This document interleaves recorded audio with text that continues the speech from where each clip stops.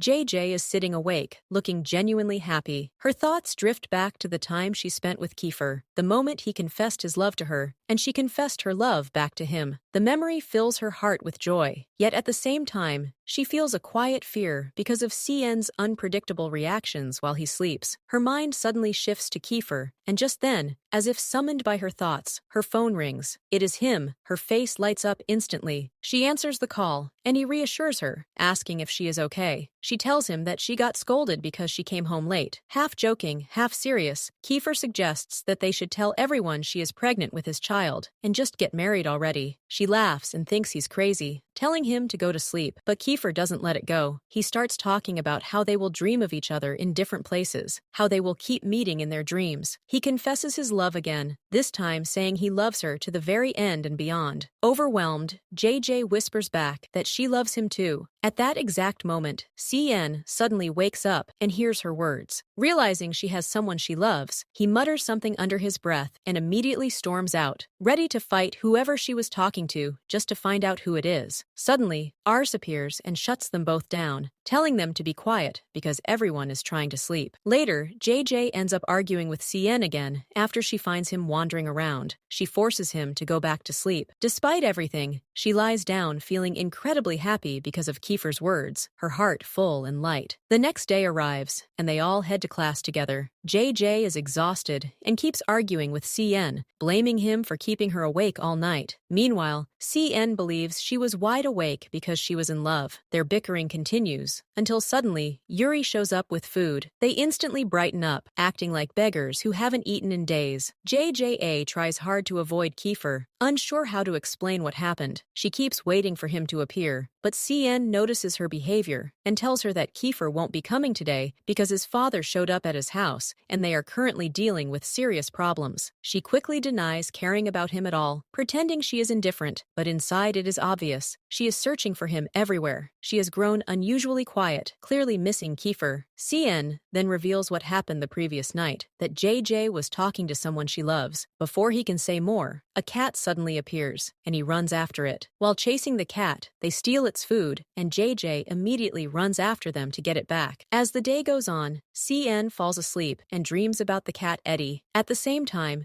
JJ keeps thinking about Kefir, worried because he hasn't come to school for days. She tries to reassure herself, but CN starts making strange meowing noises like a cat. She gets scared. He really is too strange. Her thoughts return once again to Kefir. Suddenly, her phone rings. It's Kefir. He tells her he misses her. She asks what is going on with him and why he hasn't told her anything. He reassures her, asking about her and what's happening in class. She admits that she misses him too and complains that he didn't even send a message or explain anything. She wants to understand the problem he is facing. Kefir finally tells her that these are family issues. She confronts him, saying that even family problems could make him disappear completely without even sending her a message. She keeps worrying about him, and secretly, Kefir enjoys how much she cares. He finds her concern incredibly sweet and admits to himself how much he loves that side of her. He wishes he could see her right now. She offers to send him a picture, but he shocks her with a teasing, shameless joke. He laughs it off, saying he's just joking. Still, she continues pressing him, wanting to know exactly what happened. This conversation takes Kefir back to 3 days earlier, the day his father arrived and destroyed everything. The servants tried to calm the situation, but Kefir rushed in, immediately checking on his 2 siblings, especially little Karen. He hugs them tightly, promising that everything will be okay. They are terrified because they don't want to go with their father after he returned to the country again. Kefir explains that he is close to the legal age and will fight for their custody. He just needs to get through his birthday first. He reassures them that they will stay together, no matter what. Still, Kefir feels completely lost. His siblings are his entire family, and he doesn't know how to protect them properly. He calls Ryder, the lawyer, wanting to discuss his father. His worst fear has come true, his father's return, something he always dreaded after his mother's death. He decides to prepare all the legal papers to secure custody of his siblings. When JJ learns about this, she is completely shocked. Another day passes. CN goes back to arguing with JJ, as usual, until suddenly some men arrive, along with Ella. They inform JJ that Kefir's family wants them to come over. CN is scared because Kefir would never normally do this. He immediately suspects it must be his father. Despite her fear, JJ decides to go. They all leave together. When they arrive, they find the entire class gathered at Kefir's house, completely confused about what is happening. The place feels tense and heavy as they wait. Then suddenly, Kefir's father appears, a terrifying, cruel man. He greets them coldly, noticing that everyone is present. It becomes clear immediately that he is not patient like before. He explains that he invited them to eat with his son's friends and welcomes them inside. Then another car arrives. It's Kefir, Yuri, and the others. They see everyone gathered together and hope that nothing bad is happening. They are worried and confused about why his father brought them all here. Still, they follow him inside. The atmosphere is unbearably awkward. Everyone enters the house, tension filling every corner. JJ feels uneasy and starts wandering upstairs, exploring the place. Meanwhile, Kefir gathers Yuri and his siblings, asking them to cooperate. He knows his father didn't bring them here without a plan. There is definitely another motive. They realize the truth. His father wants Karen. He had already kidnapped Karen once before to take custody away from Kefir. This time, he is trying again. JJ is terrified. Kefir tells her that if anything happens, she must take Karen and get him out of there. JJ will help them. He scares her with how serious this is, but he reassures her that her friends will protect her. He asks her to agree to anything, as long as she can get Karen out safely. She agrees. Kefir immediately leaves with his brother. Before going, he pulls JJ into a tight hug. He missed her deeply after being so busy lately. He promises to make it up to her and asks her to stay strong for him. He hugs her again, needing comfort because he truly loves her. He thanks her for standing by him during this difficult time. As she turns to leave, he stops her and kisses her quickly before letting her go. Later, the entire class is happily enjoying the huge amount of food laid out before them, laughing and eating together. But in the shadows, Kefir's father and his men arrive, and they sit together, surrounded on all sides by his men. His father speaks to Kefir, pretending to reassure him, saying that he still has responsibilities toward him and toward his siblings. Kefir curses him under his breath, holding himself back only because they are in his house. His father points out that everyone is gathered here together, then turns to Ella, confronting her about the fact that she has been around the family for a long time. Then his gaze shifts to JJ. He looks at her with curiosity and asks asks for her name. She tells him her name directly. He repeats it slowly, saying the name sounds familiar, and begins asking about her family, who her parents are. Kefir immediately steps in, trying to stop him, clearly uninterested in letting him dig further. But JJ answers calmly, telling him that her father's name is Jesper Mariano, and her mother's name is Jana Fernandez. That is when his expression changes. He remarks on how small the world is, explaining that her family holds shares in his telecommunications company. He even mentions that her mother's sister is named Gemma, and he knows about her well. He adds coldly that her family are distant relatives, and casually insults her mother, saying she was never a good woman.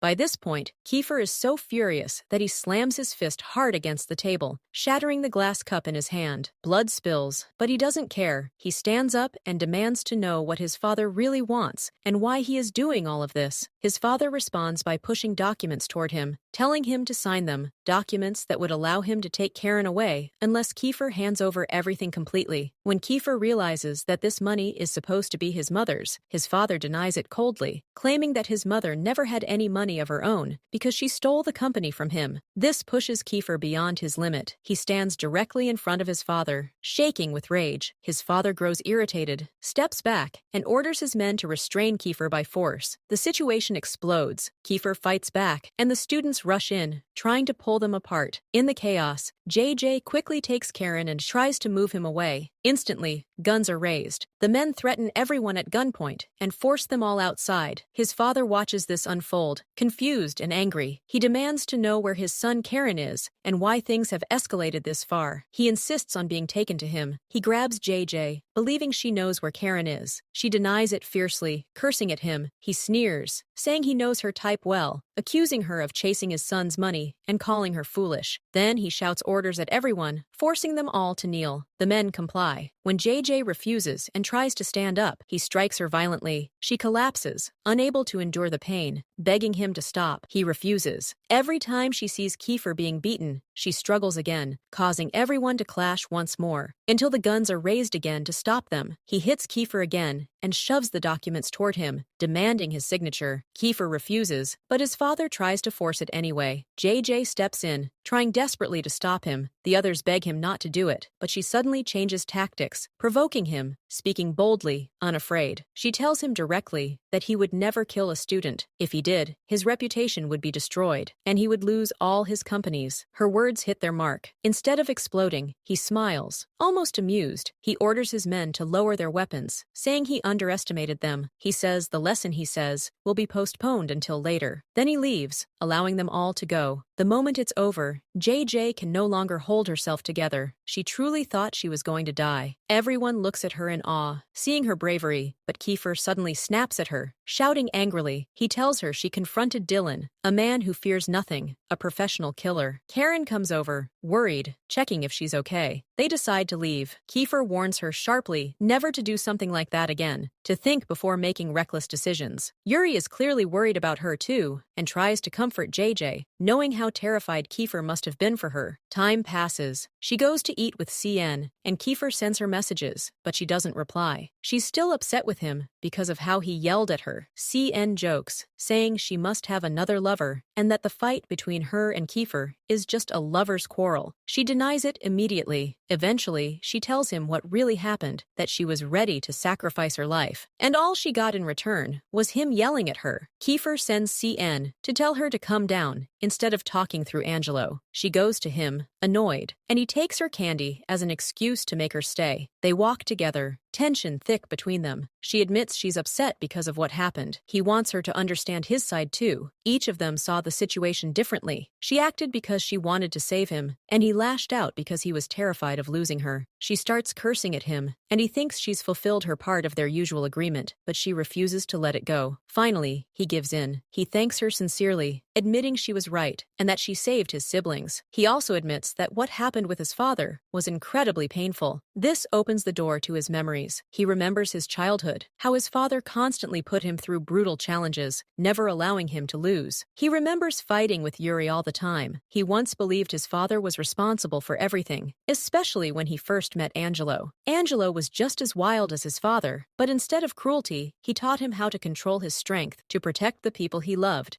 He remembers how his father abused his mother when they were young, accusing her of stealing his money, hurting her without caring about the children at all. Their childhood was nothing but pain. Angelo stepped in, helping him become stronger so he could protect his mother. When they were taken away from her, she became pregnant with Karen, which brought them back together again. But nothing changed. His father kept fighting with his mother. One day, Kefir finally tried to defend her. She tried to stop him, but he attacked his father anyway, desperate to save her. Unconcerned with anything else, his father tried to strip him of his inheritance. When Kefir was about to finish it, his mother intervened, hitting him and forcing him to run away. Sacrificing herself, his father became even more brutal. He beat her until she collapsed. Kefir returned, helpless, trying to wake her, but she was already dead. He failed to protect her. He lived a truly tragic life, haunted by that failure. But now, he swears he will never allow his father to take his siblings from him. That is why he fights. That is why he won't back down. He was weak once, but not anymore. Hearing all of this, JJ breaks down in tears. She realizes how monstrous his father truly is, and how much Kefir endured. She thought her own life was hard, but his pain was far deeper. After his father remarried, he came back again to take everything from them. They decide to leave. Kefir tells her firmly that he doesn't want her risking her life again. He wants to protect the people he loves. Even though he's clearly hurting, he focuses on comforting her, trying to make her smile. He walks her home, taking care of her. She goes upstairs, and as he leaves, she keeps watching him. But when she enters the house, Ars yells at her for coming home late. She feels torn, realizing she's falling for Kefir, yet confused about how she can have feelings for both Yuri and Kefir. She knows she has to put an end to this before Angelo finds out. Ars tells her bluntly that it's obvious she loves Kefir, even though he believes Kefir is just using her to get revenge on him. He says the same sweet words Kefir tells her were once said to him too. He yells at her, insisting Kefir is manipulating her, not acting. His harsh words make her cry endlessly, breaking her heart. JJ, who is sitting alone, wrapped in sadness. Her mind is restless, replaying everything over and over again. She keeps thinking about how an Ars tried to shake her faith in Kefir because of the things he said, words he repeated more than once. She wonders if he was just playing with her emotions, trying to manipulate her, but deep down, she cannot believe that at all. Not even for a second. She remembers how Kefir trusted her completely, how he opened his heart to her, and told her everything that was happening between him and his father. They trusted each other, relied on one another, and yes, they loved each other too. That realization fills her with warmth, but also confusion. She becomes determined. She decides that she must send a message to Ars and let him know about her relationship, about the truth she can no longer hide. Because of that message, the phone rings. It's Kefir. He hears it immediately in her voice. Something is wrong. Her tone is different, trembling. He realizes she has been crying. His thoughts spiral instantly. Did Ars do something to her? Did he hurt her? Anger flares inside him, sharp and protective. He decides that if Ars has crossed a line, he will hit him, no matter the consequences. He will keep him away from her at all costs. He is ready to argue, to fight, to stand against anyone in her family for her sake. When he tells her this, she looks at him like he's crazy, but there is something comforting in his madness. He tells her plainly that he loves her. He keeps repeating it again and again, as if saying it endlessly might protect her forever. She stops him, wanting something different. She doesn't want grand speeches. She just wants to hear the simple words, "I love you." So he says it again, this time comparing his love to the entire universe. Vast, endless, with no limit. They both smile, happiness breaking through the tension. He reassures her that if Angelo ever finds out, he will talk to him, even if it turns into a fight. He doesn't care. What matters is her. He confesses his love to her openly, honestly, and finally, she confesses her love to him too. At that moment, CN shows up, and instantly, the mood shifts. She feels irritated because he is always intruding, always appearing at the wrong time. He thinks she likes him, especially since he believes he is handsome, but she has no intention of letting him misunderstand anything. His constant presence bothers her deeply. She snaps back at him, hitting him right where it hurts, his wound, the one that still pains him. They argue when he is about to leave because his mother has brought furniture to the apartment, and they will be moving soon. She starts joking with him, teasing him about leaving her alone. The thought of him being gone makes her realize she will miss him. She promises she will visit him there. They joke together, laughing, especially when he talks about how he's been taking care of the room. She feels strangely happy for him, that he will finally have a home of his own, that he will depend on himself instead of living with others. Yet despite all this, her heart remains unsettled. She is still confused about what to do because of the situation between her and Yuri. From the outside, everything Everything between them looks like it's falling apart. She drifts into her thoughts, staring into nothingness. CN notices that something is wrong, but she denies it. Eventually, they decide to go to sleep. That night, her thoughts don't let her rest. She thinks about the future, about the days ahead. She knows she must talk to Yuri, especially since she has chosen Kefir. She wants to protect Yuri's friendship, to stop this household from collapsing completely. Morning comes. CN keeps singing nonstop, and she can't stand it. His voice gives her a headache. In the chaos, she forgets her card upstairs, so he decides to wait for her outside. Then Ars appears. He looks at her and tells her plainly that she should marry Yuri. He admits she is beautiful, but how can she marry Yuri when she loves Kefir? His words linger, heavy and uncomfortable, but painfully true. She realizes she must tell Yuri the truth. She has to tell him she loves Kefir, and she must end her relationship with Yuri before she hurts him even more or loses him entirely. Her thoughts overwhelm her. She goes to school, still unsure how to face Yuri. She considers sending him a message asking to meet, but he replies that he can't come because he has a fever. She worries about him, tells him to take care of himself, but feels frustrated. She wanted to see him, to explain everything properly. Suddenly, Kefir appears. She pretends that nothing is wrong, insisting she's fine. She tells him that CN went to Rocky, then finally admits the truth, that she feels guilty. She has to tell Yuri everything about what's happening between them. Kefir agrees with her. He is conflicted too. He doesn't know how they ended up loving the same girl again. He doesn't know what to do, but one thing he knows for sure. He wants her. He wants to stay by her side and face everyone, even if it means fighting. He tells her that if anything happens, she should call him immediately. He will come to her without hesitation. Meanwhile, Yuri is at home, training hard, burning with anger. He takes out his frustration on everything around him. She decides to go see him since he's sick. Her heart aches. She wants him to be happy, to live peacefully without pain. She finally makes up her mind. She will tell him the truth now. They sit together. He can tell instantly that something is wrong. She apologizes, her voice trembling. She tells him she tried. She truly tried, but she couldn't stop loving Kefir. Her feelings kept pulling her back to him. Yuri listens quietly, then speaks. He tells her that from the very beginning, he knew she would choose Kefir. At least she tried. At least he tried too. But in the end, he lost. Once again. He is not stupid. He knows everything. He even knows what happened on New Year's Eve, even though she never told him. He has people who help him uncover the truth. Then, his tone turns cold. He tells her to leave. He will allow her to stay in contact with Kefir, but he will still marry her, and he will destroy Kefir's company, even if it hurts him too, because she hurt him first with everything she did. He tells her to remember this well. In the end, she will belong to him, and only him. She wants to leave. He accuses her of being just like Ella, using people to get what she wants. She walks away in tears, and he is left behind, burning with pain, because despite everything, he truly loves her. She runs to Kefir, crying uncontrollably. She tells him that Yuri won't cancel the wedding. She begs him not to cause trouble. Kefir gently calms her down, wiping her tears away. He kisses her quickly, teasing her for crying like a child. He reassures her that they will definitely find a solution, some way to stop this wedding before it happens. He stays focused on her, caring for her constantly. Then he tells her something important. He spoke to Percy, just as he promised. He managed to get information about her father. He contacted the secretary, who led him to him. He listened to the recording, the reply. The man doesn't want to reach Mariano at all. In fact, it seems they won't reach him. Instead, they will return soon to take JJ. She is confused. Nothing makes sense, but they have no choice except to wait, something she is already exhausted from. Still, Kefir does his best to comfort her. They share a quiet moment of happiness. She relaxes, crying softly, and they leave together. He walks her home. She's smiling, until suddenly she sees Angelo. Fear rushes through her. She hides immediately, pulling Kefir with her. They move downstairs quietly. She jokingly tells him that if Angelo fights him, he'd better be ready, because he's strong. Kefir keeps talking confidently, brushing it off. He spits somewhere carelessly and walks in boldly. He drops the hiding act and escorts her properly. Suddenly, Ars appears. She freezes in fear. Ars moves to take her, but Kefir pulls her back, kisses her in front of him, and openly confesses his love for her. Ars is furious. He turns and leaves. Kefir leaves too, putting JJ under unbearable pressure, leaving her unsure of what to do. The day passes. CN comes to pack his things. He's leaving for good. He confronts her, saying she loves him, but she silences him immediately. They argue again while she helps him. Suddenly, she slips and falls. The bag flies and hits Ars, injuring him.